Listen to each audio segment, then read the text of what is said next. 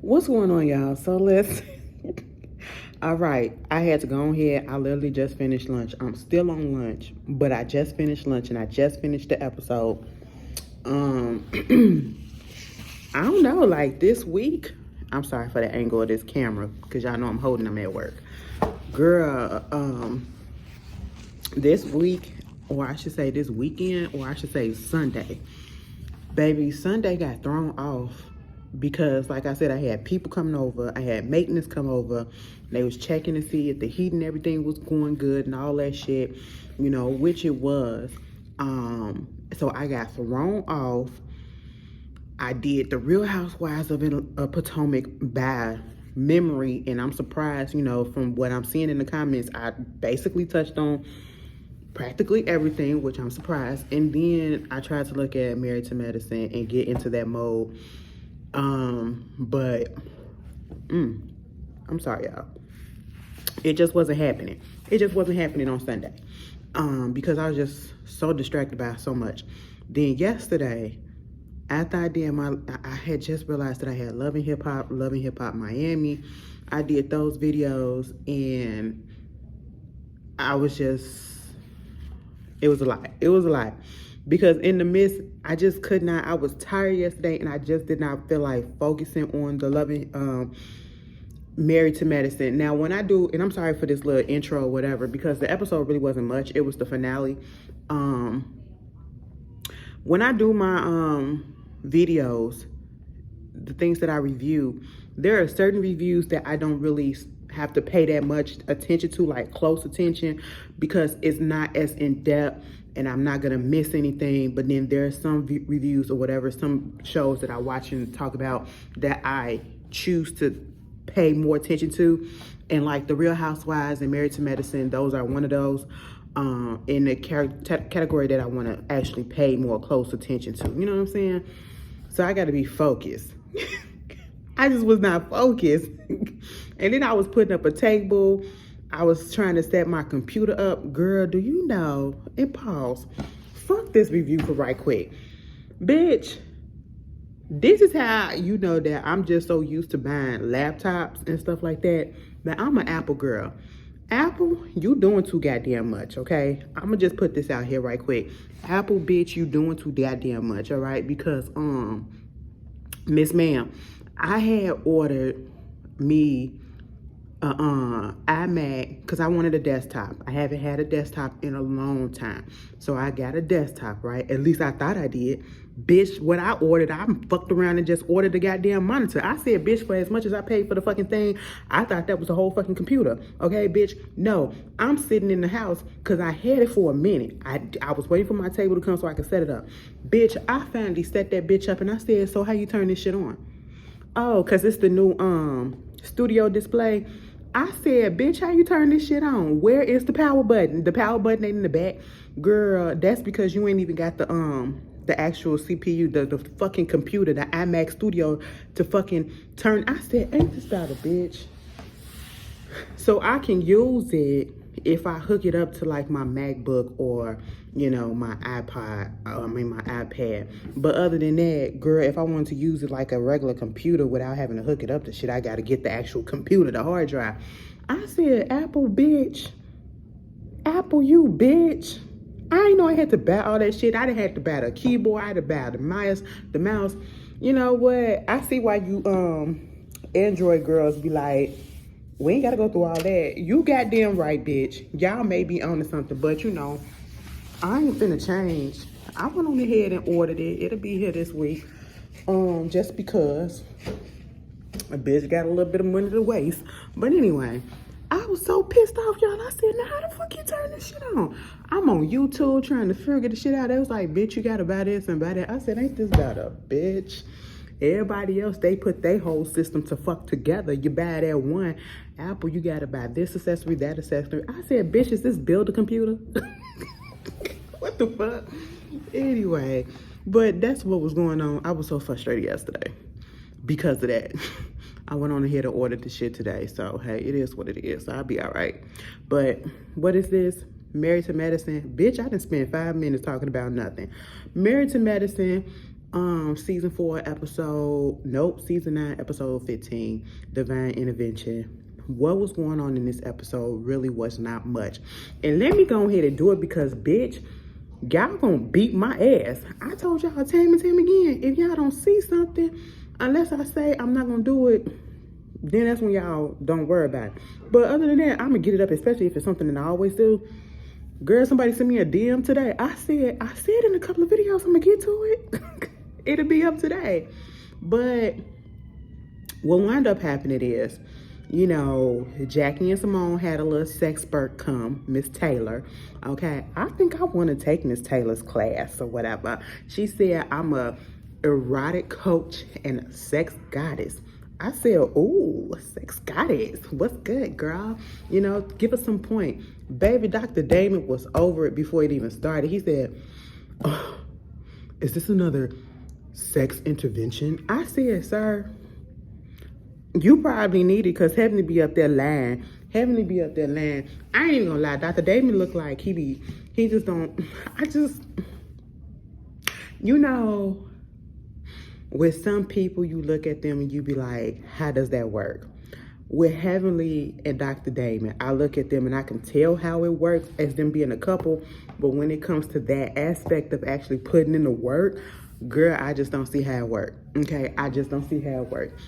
Maybe I don't see how it works, or maybe it's I just don't want to see how it works because I don't want to see how it works. You know what I'm saying? But he's very much on the shy side when it comes to talking about his sex life or whatever. And then, because Dr. Heavenly, she be always embarrassing his ass because that's all she do is talk about the shit. And she be lying. She be fucking lying. So they get up in there, mama talking about monogamous, non-monogamous, you know, talking about how she had a husband and 3 boyfriends. I said, man, what? At this point, just be, you know, why we getting married and why we having all these boyfriends? She said we was together for 25 years. She been married for 25 years. She was non-monogamous for 12 and monogamous for 13 or something like that. I said, shit, that's a polyamorous type of relationship or whatever. I don't know if I can do that.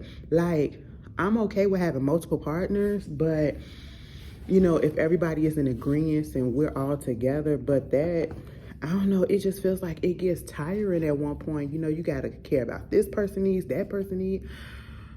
It's just a lot, you know? And I'm getting older and I ain't got time to be like, damn, you gonna have, my jaw's gonna be fucking locked, okay? I ain't got time for that, you know? Listen, just because I don't suck dick, I still got to use this mouth for something, you know what I'm saying? I'm just saying. But, that what was going on. They talking about sexual positions. This pillow had Cecil and Simone to come down there and demonstrate. Baby, Cecil was in it. Cecil was in it. I said, oh, y'all probably go up there and do some things after the night, okay? Because he was ready. I said, all right, Mr. Cecil. Cecil, he has a young, old look. And what I mean by that is, I feel like, I don't know if I got to go back and look at previous seasons because I was, but I can't remember. And I'm going to have to continue to do that to refresh my memory. But it's like, I feel like on the older seasons, he looked older than what he was. And then on these newer seasons, it looked like he's trying to revert backwards and look a little bit younger. He just got an older, a mature, young look. That's what it is. You know what I'm saying? So they was doing that shit. But baby, when they called Dr. Jackie and Cecil, I said, put him back. Put him back. Because we ain't finna get nowhere. We not finna get nowhere. And sure enough, Dr. Jackie they had Cecil on the floor. Dr. Jackie come over there with the paddle or whatever and just pat on him. I said, Dr. Jackie, I just can't see Dr. Jackie having sex either. As much as she talk about the vagina and giving birth and all of that shit, I just can't see her having sex. I really don't. And Karen said, I don't know if I should watch or should I not watch and just look at the train wreck that's going to happen because you already know that this ain't going nowhere. It was funny. That whole little part was cute. And then once that was over with, the men left and they went outside and they was talking about, you know, Because she brought up threesomes and stuff like that. She said threesomes, foursomes, them some. I said, all of them some girl orgies? Baby, we ain't got time for that right now. They was like, no, we're not finna do that. The men's is basically like, nah, we ain't into that. We more traditional, especially Eugene, okay? You know, Eugene was just talking about how they so traditional, you know, either you're together, you ain't bringing nobody else in and all this shit. You got Curtis over there. I mean, it could be a good idea though. You know what I'm saying? I said, Curtis, you need to shut up when it's talking about multiple partners because you are a cheater as it is. So, shh, all right? But then again, after seeing what Dr. Jackie did, I'm not saying it's right what he did. I'm just saying maybe I can understand why. No, let me not do that. Let me not do that. Because then that's me sympathizing with the cheater. And I don't want to say that and I don't want to do that. Because truth be told, the one that's kind of timid in public, they probably freaky as shit. Freaky as hell behind the scenes. You know what I'm saying? But I still can't see it. Meanwhile, they up in there talking to girls, right? They're talking about their relationships, their marriages, or whatever. Let's just fast forward all the other shit, right? Let's get down to the bottom and to the problem that happened. Last week I said, oh my God, we had a whole fucking trip and everything went well, no drama. Everybody made up for the most part and it was cool. It was cool because bitch, I spoke too soon. It was cool up until they get after Miss Taylor left. And then all of a sudden we get into this whole conversation about you know, they was fixing relationships and Toya had brought up something about, because they was talking about what Taylor said, you know, her having 3 boyfriends and a husband. It was like, what if she, now, hear me out. And I hope this is a place where it's no judgment, you know, amongst friends. What if she was just staying and doing all of that stuff because she wanted to stay for kids? What if a person do all that shit because they want to stay together for the kids? So, you know, they come to the arrangement to let them have multiple partners and do all this other shit. And Quiet was like, see, now on the one hand, I will agree with Quiet on this. It seems like Toya want to step out. It seems like Toya is not really sexually satisfied with her husband, or, you know, they're lacking in some type of way. It's not as much, it's not as often or whatever, because she's always the main one bringing up the sexual stuff that goes on in their relationship, in their marriage. But at the same time, I said, girl, you are talking about this in a room with a person that don't fuck with you like that, okay? And she's just gonna use this as ammunition against you. And see, this is where Toya be fucking herself up, because she be putting her shit out there, and they just, I'm like, in 9 years that you've been on this show, you can't realize that they gonna just use the shit and throw it back at your face, all right? Because it's become a running joke that, you know, practically this whole season, you've been talking about your husband and how he not basically feeling you. You know, you've been putting that man down. You've been having an issue with your sex life and all that shit. But then try to say that it's not an issue. But it is, okay? Everybody's picking up on it, you know? And that's why when the rumor came out about her possibly cheating on Eugene, people probably believe it. There's probably more people that would believe that because of the things that's coming out your mouth to make it seem as though, yeah, it's very much plausible, you know? And so when that went down, they started talking about that. Meanwhile, they get into the whole conversation about Heavenly and Dr. Contessa not being able to make up right at that moment. And I know that this is a retreat or was a little thing to get everybody to get together and to rebuild friendships and all of that. But it's certain things and certain incidents and certain situations where they don't need everybody and their mama to be involved in it.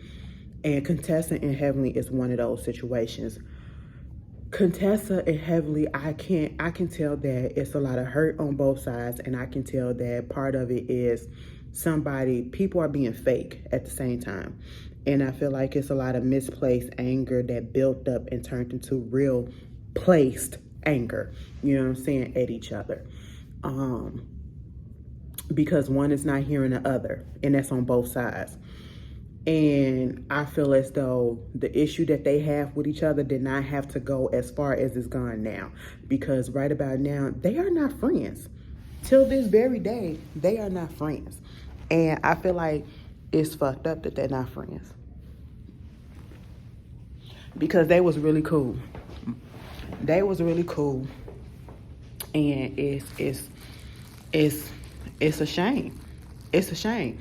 But at the end of the day, you know, Contessa said, I'm good with what I'm good with. It is what it is. I'm okay. We're just not at that place anymore. I wish you the best. You know what I'm saying? And Heavenly had the right idea, but just didn't know how to execute that bitch. And Heavenly is one of those. I had to free up some space, but because I'm on my other phone. Heavenly started off on the right path of, you know, talking to Contessa. I care for you. I love you. I just want to know that you're a beautiful girl. And then she veers off. And I said, oh my God, Heavenly, here she go. I love you. You're a beautiful woman, but I just want you to know that you ain't got to stay in something for some man. I said, if we supposed to be trying to fix stuff, can we just fix stuff and keep it on or keep it cordial, whatever? We could have kept that, you know, you don't have to do stuff or stay in stuff for a man or whatever. But then knowing damn well that that's going to amp Contessa up, because this whole time she's been denying what's going on with her relationship. And she's not taking responsibility for the fact that she put this all out here. The only thing that I feel that Heavenly is wrong about is, you know, talking, yes, Contessa can be mad at Heavenly for talking about her relationship on her YouTube channel, but was she really dogging her and talking about her in a negative way? No. Was she saying anything new that we had not already heard on the TV show? No. In all actuality, Contessa put way more stuff out there last season. And Dr. Heavenly didn't even really contribute that much to anything that we didn't already see on the show. And so for Contessa to put all of this anger on her, it's like, you have to take responsibility for the fact that this was your storyline last season, that you and Scott was having trouble. You put out there that it's a possibility that he was cheating. That was your storyline. Now, Heavenly saying, is it a possibility that she's being abused emotionally? Yes. You know, we also saw that on the show, at least I think I saw it on the show, but I do know Heavenly talked about it for a second on her videos. But at the end of the day, what Heavenly needs to understand is, yes, even though Contessa put that shit out there, you know, you as a friend, you could have avoided talking about that because that's your friend. You know what I'm saying? You didn't have to expound on it. You didn't have to bring anything else up. But we also got to understand that, again, Contessa, nobody would be talking about it if you hadn't put it out there yourself. More people saw it from you than they saw it from Heavenly. Okay? So be mad at yourself for putting your marital issues on camera, you know? She blows up at Heavenly. Heavenly tries to leave, and Toya was like, no, stay or whatever. And then she talking shit at Toya, call her a bitch, and them talking about each other childish and shit. The men like, ain't this about a bitch? Okay? You know, stuff go left. Heavenly leaves out. And then Toya and Quad get into it. People keep coming in and out the doors. I'm trying to figure out who. But anyway, Toya and Quad get into it. And they get into it over something stupid, because Toya brings up the fact that, well, I ain't gonna say it was stupid, because it was needed in a sense, because Toya wanted to know who started the rumor. All right, about her supposedly sleeping around and all this stuff, and the fact that Quad brought old girl there to her party to bring it up, and Quad said she didn't start the rumor, but, you know, she know who did, and people not wanting to say anything. And, you know, Toya throws out there, just like when people saying that you sleeping with your contractor or whatever. First of all, she said somebody else, but it started with a C. The contractor? No, because Quad corrected her. She said, I did not sleep with the contractor, okay? You know, and they was going back and forth to the point that Quad got so fucking pissed You know, Quad, you make yourself look a little bit guilty sometimes when you just get so fucking extra and so goddamn defensive and so damn animated that she was, you know, I ain't finna go in the gutter. She's still a hood rat. She's still this and that's on this. And I'm sitting here like, Quad, you don't scare nobody. Okay, just going off and the ladies just looking at her like, we just gonna let her speak. It was really dumb. I felt like in that moment, Quad really wanted a moment. And to be quite honest, and we have to be fair, even if we may like Quad, I like Quad to a certain extent. But at the end of the day, Quad didn't need to be on this show. Quad didn't have a storyline. Quad didn't have nothing to do. Somebody gonna tell me Quad brought the ratings. No, she didn't. No, she didn't. She was barely on the season. And if she was on the season, she didn't do anything. And then it wasn't until the end of the seasons when she started going at Toya. And it's like, for what? This little issue that y'all got has been going on for years and you need to get over it because it's tired, it's late, and you look stupid. Quad, I don't know. Quad don't need to come back. Dr. Heavenly said she the one at fault to get her back on the show, and she didn't got your ass back on the show, and you have brought absolutely nothing. Y'all, I'm going to get my hair done on Friday because all of this right here is new growth. And if I show you in the back, it's longer, more new growth. That's longer than this. You know what I'm saying? My hair be growing out, bitch. He gonna be mad. He gonna be like, damn, bitch, what the fuck? I'm like, just go ahead and wash it and shut the hell up. So yeah, that was ridiculous. Dr. Heavenly was trying to talk to Dr. Damon about it. And he was like, we already knew some shit went down because we heard it. But y'all just need to let the shit go. They have a little church service or whatever. And to be honest, it was cute. It was cute that Kieran was trying to ask, what do you do? Because he ain't never been to a black church. That was funny. But I was mad that they had that shit outside. I was mad that they had it outside. How come we couldn't have it downstairs in the basement where they was doing the massages and shit? Girl, we out here freezing our ass off for God.